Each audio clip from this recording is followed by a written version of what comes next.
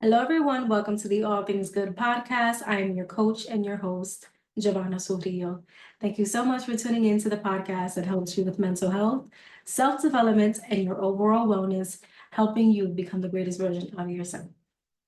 How are you doing? I want to give a shout out to my listeners, and I want to know what's going on in your world. First and foremost, thank you so much for tuning in throughout the world. I am watching the numbers, I am looking at the statistics, and I want to know, who are you? How is it going in your world? Is there anything that you need? Is there anything that this All Things Good coaching community can do for you? If so, please reach out to me. I want to hear from you. I want to know what topic has helped you. I want to know if there is something that you need. And if there is, again, the email is allthingsgoodcoaching@gmail.com. Today, we're going to be discussing the topic of inherited trauma, rest, and rewriting our stories. And we have a guest by the name of Dr. Ashley Rodriguez. She is a Nuyorican psychologist and founder of Pathbreak Coaching and Consulting, LLC. In her private practice, she specializes in perinatal mental health, supporting families in New York, navigating pregnancy and postpartum.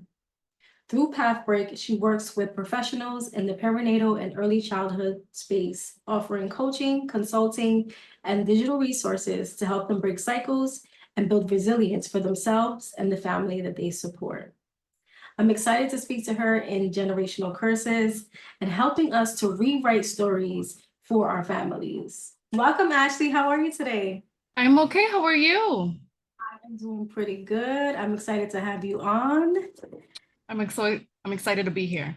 Yes, I'm excited to talk about inherited trauma and breaking generational curses. This is such a high demand topic, I believe, especially now where more people are just getting awakened to their wounds and wanting it to stop with them, right? So I'm excited about it. But before we get into the questions, I do have an icebreaker for you. Are you ready? I'm ready. Okay. So if your ancestors could give you a healing superpower, what do you think it would be? Ooh. I think so. I come from a long line of really strong women who have had to play small sometimes. So I think they would give me the superpower of invisibility to be able to make better informed decisions. Nice. Okay, I like that. I like that. Okay, awesome. All right, so let's get into the actual questions. So the name of your coaching practice is Path Break. What does breaking cycles mean to you personally? So it means to me taking what's helpful, leaving what's behind, and forging your own path, doing things that are aligned with your values, being okay with hurting sometimes people's feelings if they don't necessarily align or resonate, and doing things in a way that's for the better good for yourself and for your community. Right. Awesome. So what would be an example of like doing things even though it gets people upset? For me, I'm actually right now in a little bit of a career transition. I did leave my hospital job, and it's not that it made people, well, it did make people in the hospital, I think, a little upset because they were losing me. And so that, it was inconvenient to them, and to the families that I worked so closely with.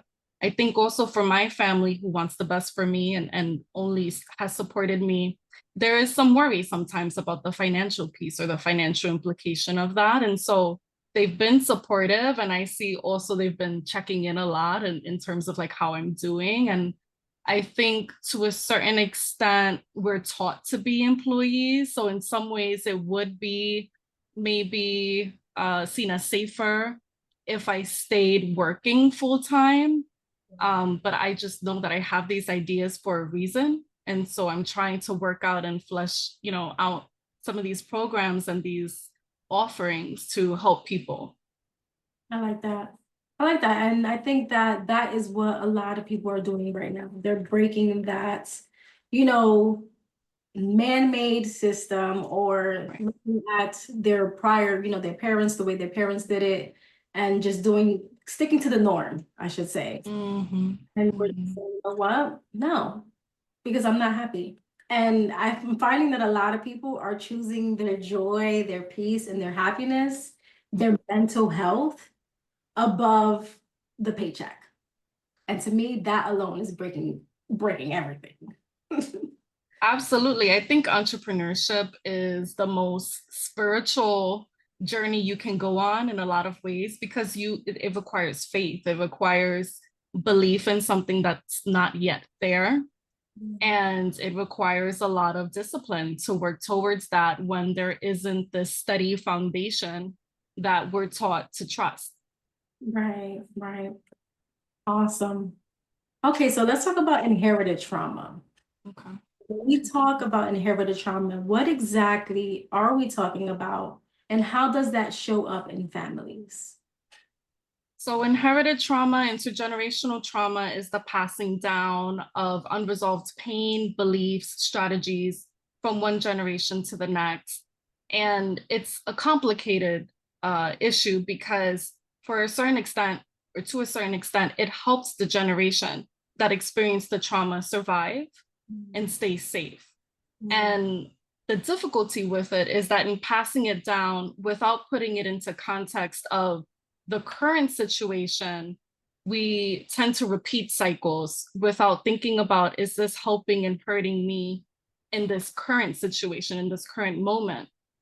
So, Mm. an example can be secrecy in a lot of ways is sometimes normal in families. The family trauma, whoever hurt who, it sort of stays quiet. We don't talk about it. We don't tell other people about our family drama. We keep it within the family. We don't trust others. And to a certain extent, back in the day, that helped our ancestors survive. And now we know that it's helpful to talk to trusted people. And so it's not that it's all wrong. It's how can we make it more flexible to work for us in this current moment? Wow, that makes a lot of sense because I think about like my family history and no one ever wants to talk about anything. They kind of just throw it under the rug and or they act as if they don't remember. And it's like, okay, but like you said, we have to talk about it because now we're in a day and age where we're actually looking to heal. And Mhm. like you said, they did it as a means of survival. That's all they knew. Now we're in a new age where we're doing things differently. We're actually talking about it. We're confronting those demons. We're confronting those stories, right? And so I love Mhm. to mention that because I think it's important for us to have understanding for our ancestors, for our parents and our grandparents, who, when we look at them now, we're like, you guys did it all wrong. But you did what you only knew best. And for me personally, not to get too much into my story, but understanding that my mom did the best that she could for what she had allowed me to bring about healing for not just for me, but for her. Like that forgiveness. A short story, I have to tell you, one day, like I'm all about healing and really self-development and love and just growing and all these things, right? And my mom, one day she reached out to me on my birthday and we were talking and I don't know where she just starts crying and she's just like, they call me Nana. Then she's like, Nana, I'm so sorry, like for everything. I wasn't the best mom. I wasn't the best this. And I was there like, and I'm like, Mom, it's okay. She was like, what do you mean? I was like, I forgave you years ago. And I was like, and I'm sorry that maybe you should have heard that I forgave you, but like, we're good. And she cried, like she wept so much. And I was like, sometimes when it's okay to forgive in our secret place, but it's also good to give our parents that moment of forgiveness, like I forgive you, because they only did what they knew. So Absolutely. I imagine that was such a gift for her to hear that from you directly, because a lot of the moms that I work with do live with a lot of guilt a Mhm. lot of guilt related to the way that they parented or the way that they're choosing to parent. And the reality is, I strongly believe as humans, we're doing the best we can and we need to do better. That both are true. And so often, because healing's a buzzword now, and we have access to so much information, there's so much hurt sometimes in people's journey. It's really hard for them to put things into context, like you're saying, and to understand why things happened the way that they did. But when we are coming from that hurt and are not thinking about where it's coming from, where the root is, and thinking about the family history, and then what did our family experience that made them this way, we're losing a huge part of the story. And I Right, right. think also losing a huge part of what could be our healing journey too. Mhm. Yeah. Wow. So good. It's deep. It's really deep. So, for those who may not realize that they're carrying this ancestral or generational narratives, what are some subtle signs? Like, give us some signs of those curses. Those, I don't like to call them curses, but they are those traumas. Mhm. I think some signs are if you're carrying a lot of grief or guilt or shame, um, and you don't know where it comes from, sometimes that's a really easy sign that this isn't yours to carry. This is something that's been passed down. When we have really extreme thinking, so sort of like all or nothing or black and white thinking, we think we need to do this or we need to be this way. A lot of times that was passed down. Feeling like we need to present a certain way or that we need to earn our love or earn our belonging in a family, that also can be trauma. So a lot of it, I think, is like the rules. Mm. And sometimes because this is something we grew up with, this is something that we filter the world through, it's not so easy to identify until you're in conversation with someone else or until you're in relationship with someone else. And then you realize, oh, like this isn't a rule for this person too. Where does that come from? Right, right. And a lot of self-awareness. I think often we go through life just being, and we're not even realizing that sometimes we just may be the problem, right? We may be carrying that Right. trauma, we may be carrying that pain, and we blame others, but sometimes it really is us, and it's okay to admit that.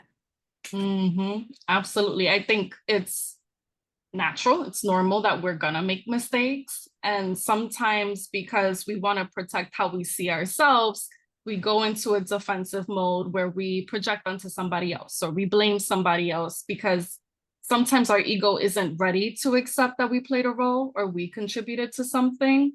So when I see that in the work that I'm doing therapeutically, I am mindful of like, okay, this defense is coming up because the ego isn't ready. And how do we start to just bring awareness to that? Like I noticed that you blames this person, and I'm curious if we zoom out, can we also think about how you contributed or just like bringing that awareness? And then somebody might say, no, absolutely not. Okay, fine. But I started, to help you see when you're ready, I guess, that things just aren't as simple as this person did this. It's always our stuff, the person stuff, and then how those things interact. Right, right. I love that. Oh, your line of work must be so interesting and so fulfilling. I always wanted to go for psychology, but here I am. No regrets, though. No regrets. Listen, we all play roles, and this is also healing work. So Right, right. kudos to you. Yes, that's amazing. Okay, so how can becoming a parent or caregiver amplify those unhealed narratives? Huh. I don't even know where to start. I work with individuals from pregnancy and postpartum, and what I see is that it's very common starting in pregnancy or even as you're thinking about expanding your family. So I also work with people that haven't had children yet and are worried about, continuing cycles of trauma and not being sure if they should be parents or if they should have children. Wow. But especially in pregnancy, it's very natural for childhood memories to come up. And it's really this time where all of those unmet needs just come up in the body. And the individuals that are more in tune with the emotional part of it, the more awareness they have, the more work that we can do to unlink their experience, their expectations from this child's experience with this future child, or if postpartum, this baby's experience. The individuals that, and I see it sometimes, like some people will say, I had a good childhood. Okay. And then when I start to explore, they have no examples of how it's a good childhood. That to me is a sign that this person may be really disconnected from their childhood experience. And those are the parents that are more likely to repeat cycles because it's not even in their conscious awareness. Wow, that makes a lot of sense. And what about those? Because I was told, because you mentioned that some, well, I'm not sure, I guess mothers, right? They go in there and they're wondering if they should actually have a child because of their upbringing. So how do you handle situations like that? Like, how do you encourage them? Like, is there a way that you speak to them or things that you say or questions that you ask? It's always a personal decision. And I always remind my clients that, either way, I'm supportive. And I think there's this idea that you have to be fully healed before you have children, similar to you have to be fully healed before you enter a relationship. And there's no such thing. So I try my best to normalize that and to talk a lot about myths about motherhood and being a parent, because I think society also feels really unrealistic expectations about being a parent. And it's important, I think, to talk about the reality of it, that not everybody feels super bonded to their baby right away, that sometimes it takes time, or sometimes this child may trigger you. This child may remind you of somebody that hurt you in the past. Or I've worked with, unfortunately, families where the child was a product of sexual assault. And so that is a very easy reminder, a trauma trigger in a lot of ways. So I think it's normalizing that people have a range of emotional experiences in parenting. There's no right or wrong way, there's no guide.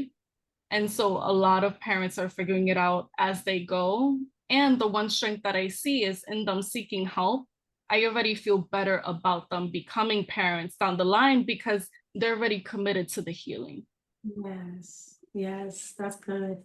And you also mentioned the next question I was going to ask, which was about the triggering of, of certain things. Can you touch on that a bit more? Because I mean, I know that we all, like you said, healing is never really complete. It's not linear. Like, we already know every season, I feel to me, there's something else that comes up, and it doesn't have to be dramatic or drastic, but just a little nudge like, hey, this may still be lingering, right? Can we talk about the triggers of our children to the parents, what that looks like, what it feels like within the body, and how to handle something like that? Children, I think, are naturally teachers at the work that we still need to do. They just bring up all of those things that we, still feel there's room for growth in. So I think of it in psychology, there's this concept of goodness of fit. And what it means is that a parent's temperament and a child's temperament is different. And so we're going to think about the different parts of temperament and get a sense of how similar or how different they are. Mhm. And from that, depending on how much distance there is or how close they are, may be related to how triggered they are to this child. Mhm. Now, like I mentioned before, it could also be not even about temperament. It could be this child reminds me of this family member that abused me, or this child reminds me of maybe myself. But I was raised in a way that I wasn't able to get the things that I wanted or needed. And I am giving this child the things they want and need. And so that's triggering. So there could be so many reasons for the triggering. So it's really exploring why. It's exploring, like you said, what comes up in the body. And I think just that body awareness of, okay, I'm starting to notice, like, I'm starting to form a fist, or I'm starting to notice my heart is beating really quickly, or whatever it may be. I'm starting to get sweaty. I'm starting to see red, whatever it may be. The more awareness we have to those things, the more we can help you get the help you need in that moment before it escalates to a situation where then you feel bad. because that's the cycle I see so many times. This kid drove me nuts. I came out of character, and now I feel so guilty about that. I feel like a bad mom or a bad parent.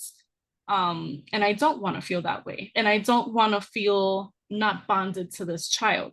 Mhm. So a lot of it is knowing those triggers of, like, let's say if it's from 1 to 10, let's start to figure out when you're at a 4 of triggered, or when you're at a 6 of triggered, and how do we get you the space you need, the help you need in those moments, so that you don't make it to the 10 Mhm. and you don't come out in a way that you feel, is not representative of who you are or the kind of parent you want to be. Right. And just thinking about that brought me to a lot of moments where there was a certain season of my daughter's life that she triggered me so much.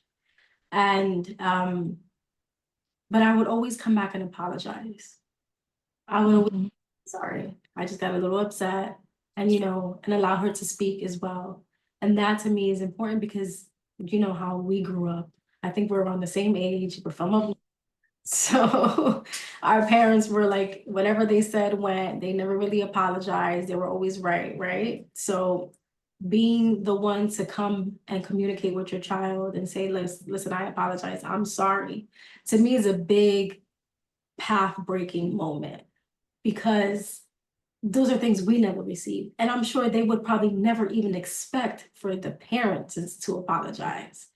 And I think a lot of the times that helped my daughter and I because I was able to say, listen, I'm sorry, I messed up. I shouldn't have said that. You know what I mean? So when you think about that. Absolutely, that's so important. The research calls that rupture and repair. And Mm. so the idea is you're not always going to be aligned. There's no way. As two people, as two individuals, you are going to clash at times. And the more that you teach your child that as conflict naturally comes up, we can come back from it Mm. and we can be okay after, the healthier their what we call internal working model. So the way that they think of relationships will be, Mm. because it teaches them, one, mommy's paying attention to me, my feelings matter, my mom can take responsibility when she's wrong. It teaches so much. And so then it also models for your child that when they have those moments of rupture with their friends, with family members, whoever it may be, that also it's okay to take accountability. Right, right. So good. Wow. Okay, we're gonna take a quick break and then we're gonna come right back, okay? Sounds good. Do you ever feel really small? Just like you're nothing at all. Your feeling of worth has been lost. Or maybe it's never been found. Like the Tin Man, your heart is all rusted. And like the Scarecrow, you haven't a thought. Like the lion, you bury your courage. Like the little girl lost in the night. Cry, oh cry. Cry, sweet sad hearts cry. Let the salt warm tears drip down. Let them fall, let them fall. Okay, and we're back. Thank you so much, Ashley. Okay, so let's talk about rest and joy, because you mentioned in our interview and in your bio that rest and joy is almost like breaking the path, right? It's rewriting the narrative. Why do you think rest and joy feel like such radical acts in communities of color, especially for women and mothers? Again, could talk about this forever, but I'll try to keep it concise. For rest, so many of us are taught that we aren't allowed to rest. And it's not necessarily explicit messaging, but a lot of it is you have to be the best at what you do. You have to work twice as hard to earn your place. And in a lot of ways, systems have also created that way of thinking in us because they have reinforced that. And I think in a lot of ways, by resting, we are better versions of ourselves. we're more aligned with our values. We present in a way that's more aligned with who we are. But what I hear so often is when I rest, I'm thinking of all the things I could have done. That guilt, it's so natural. And so many of us are socialized to take care of others, to do so much for others, to give back. And that is important. And that has a place in our healing journey. And doing things for ourselves also has a place in our healing journey. And with rest, it just helps you be better at whatever you're working on. I think I still struggle with not feeling guilty, to be completely honest. There are times where I'm like, oh, I could have done this or I could have done that. And then I just catch myself and I remind myself that, and it's important to listen to my body. And my body is telling me it's time to slow down. And what happens when I don't listen to my body is that my body forces me to slow down. So maybe I get sick or whatever it may be. There have been times where, I've slept through an alarm and it's because I was exhausted. I was pushing myself too far. So that's also something I'm still working on. And I think it's so important to help people get more comfortable with rest. And for joy, healing, I think in a lot of ways, it's such a business now, it's such an industry that there's this idea that like it has to always be heavy, or it has to always be sad or full of rage or whatever it may be. And I think it's so important to be in the present moment and to recognize those glimmers, those moments of hope, those moments of dreaming, those moments where you realize like that call with your mom, like what a beautiful moment. That's a moment you want to remember, a moment you want to, express gratitude for. So all of those moments maybe, well, we'll never be where we fully are healed, right? We're never going to be that full version of ourselves. There's always going to be room for growth. And I think that's beautiful because that means there's always something to learn. There's always something to work on. But we don't have to suffer throughout it all. We will have hard times. That is part of life. Pain is part of life. And so is joy. And so is hope. And so is, fantasizing and dreaming and thinking about the things that are important to us. That also has a big part of healing. All right. And that was going to be my next question is, can joy be part of the healing process? And you mentioned yes, but how, and now you mentioned being present. What are some other ways that someone can go through the process of the healing process and not necessarily make it so, like you said, in a place of suffering? Like, what are some other ways that someone can do that if you have any other tips? Doing things that we enjoy. So I know right now inner child healing is really big and doing things that you enjoy regardless of how it's perceived. So for example, I got into Harry Potter as an adult. I never read it as a child. I don't know why, just never got into it. Now read it as an adult last year, actually. And I'm a huge Potterhead. And people can think whatever they want to think. It gives me joy. It makes me so happy, right? So doing those things that you find enjoyable, doing the things that help you lighten up as well sometimes. Sometimes we're just too serious. And there are always moments to be serious, of course. There are also moments to just lighten up and relax.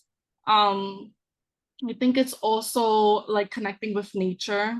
So I love a good walk in nature, being around water, or any kind of like meditation with water for me is super relaxing. So I know that about myself, so I'll do that.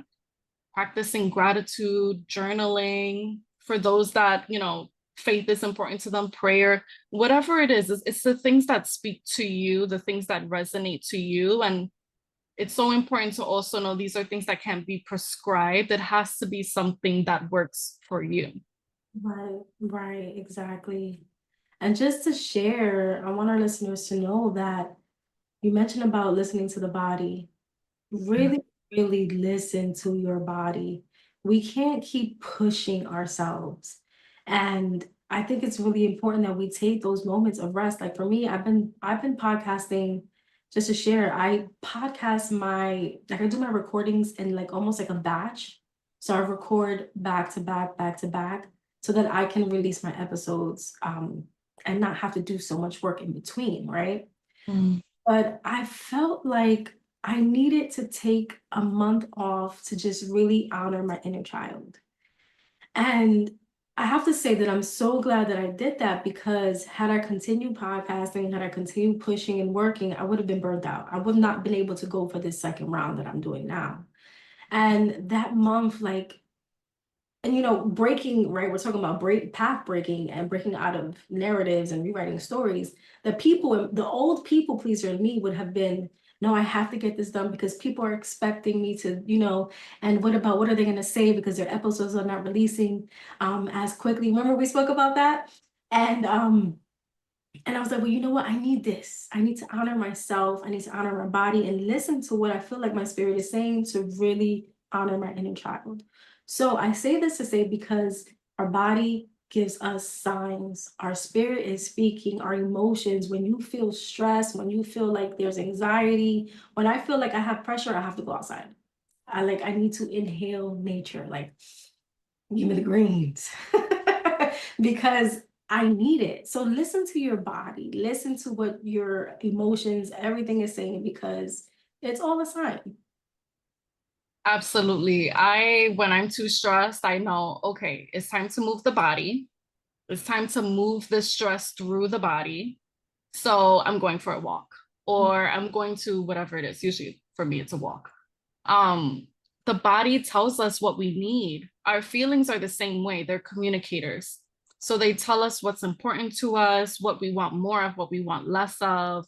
It's all information. So the more curious we can be instead of judgmental, the more aligned we'll also be. Right. And this is essential for breaking curses. We have to do this. Our parents didn't do this. They just kept working. They were in the kitchen cooking. They came home. They didn't rest. Like, we need to change it up for our kids and for the next generation. Oh, it's so important. So, what are some simple practices that families together as a whole can begin to use to shift cycles in their daily life? Storytelling is a huge one. And that is something that I think a lot of our ancestors did. That was what healing looks like for our ancestors. It was healing circles. It was speaking to the elder in the community. And so that's already a gift that so many of us have and just is untapped. But a lot of times we feel we have to keep things quiet, or we have to keep the secret to protect the family name or the family reputation or whatever it may be. So it's talking, it's having those conversations, it's creating the environment where you can have those conversations. Because again, going back to when we first started, if you're going into a conversation very judgmental, you're not going to hear the other person's point of view. So it's creating that space where people can open up. But the more we know about our families, the more we can learn and not repeat cycles. It's I think, not naming it that makes it way too easy for cycles to repeat. So there's that.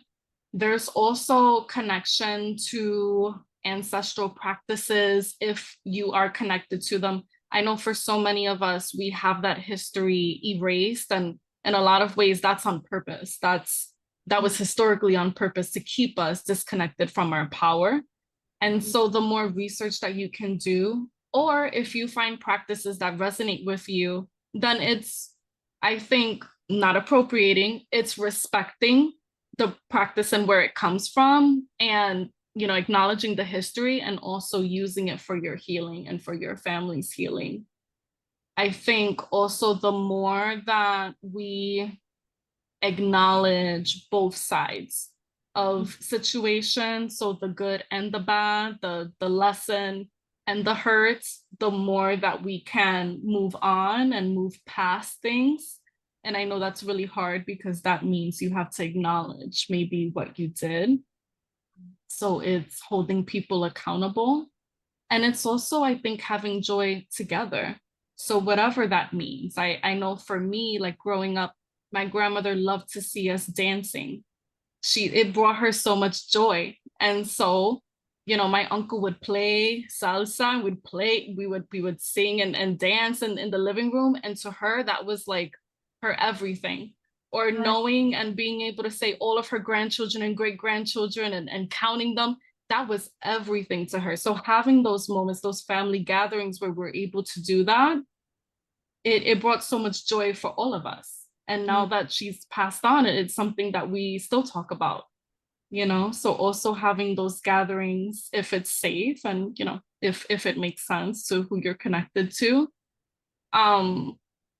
Yeah, I would say also like keeping in mind what your family practices are. So holidays or rituals or whatever it may be, if it sort of got disconnected from one generation to the next, maybe it's like learning about it and bringing it back. Right. I love that. I love all those examples, especially about the one of your grandmother. Those were the days. Living room, and my grandmother would dance, and it was just a very, very great moment. And so things like that really are needed to keep those moments and those memories alive. So those are great examples. Thank you so much for sharing that, Ashley. So this has been amazing. I wish we could talk about this more. I feel like there's so much more that we could talk about. But how can our listeners find you, connect with you? Do you have anything that is upcoming that they can purchase or anything of that sort? Sure. So if you're based in New York and you're interested in therapy with me, you can find me at ashleyrodriguezphd.com. And if you're interested in coaching and consulting, you can find me on Instagram at Pathbreak Coaching and Consulting. There, I have some therapeutic ebooks as well. So if you're working on, connecting to your inner child, or figuring out what are the traumas in your family, or working on self-love, I have ebooks for all of that on my website, www.pathbreakcoachingandconsulting.com. And if you're interested in talking through how some of these issues are keeping you small professionally, then that's where I offer coaching and consulting as well. Awesome. And I'll be sure to insert that into the description of the episode. Thank you. Ashley, this has truly been an honor. You have given so much information that is going to help not only just women, but men as well. So thank you so much. Thank you for having me. You're welcome. I will talk to you soon, okay? Okay, take care. Bye.